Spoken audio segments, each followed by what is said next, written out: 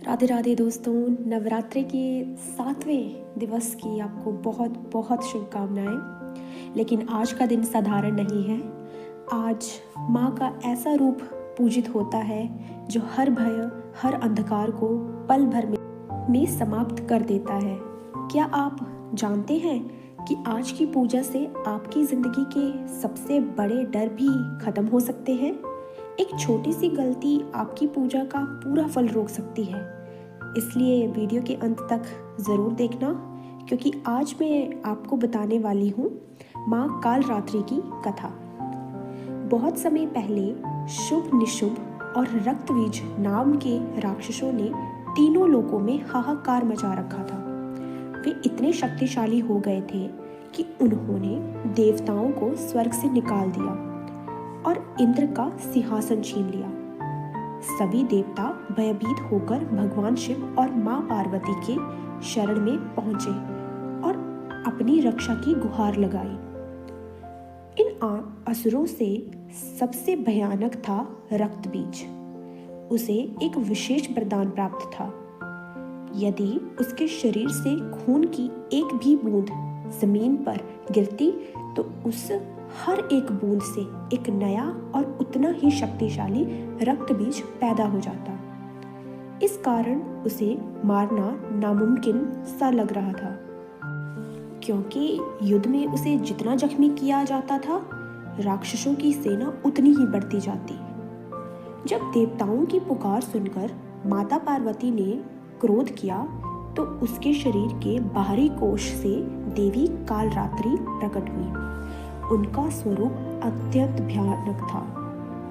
रंग रात के घने अंधकार जैसा काला, गले में बिजली की तरह चमकती हुई माला, 3 विशाल नेत्र जो ब्राह्मण की तरह गोल थे और श्वास से अग्नि की लपटें निकल रही थी।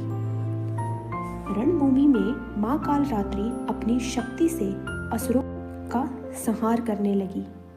जब रक्तबीज सामने आया तो माँ ने एक अद्भुत युक्ति अपनाई।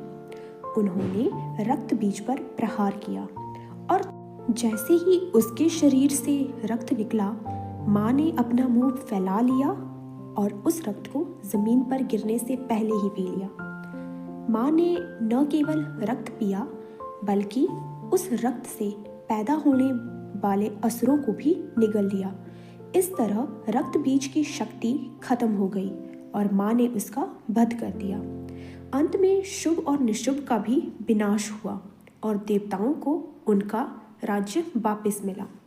यद्यपि माँ का रूप डरावना है, लेकिन वे अपने भक्तों के लिए ममतामयी है।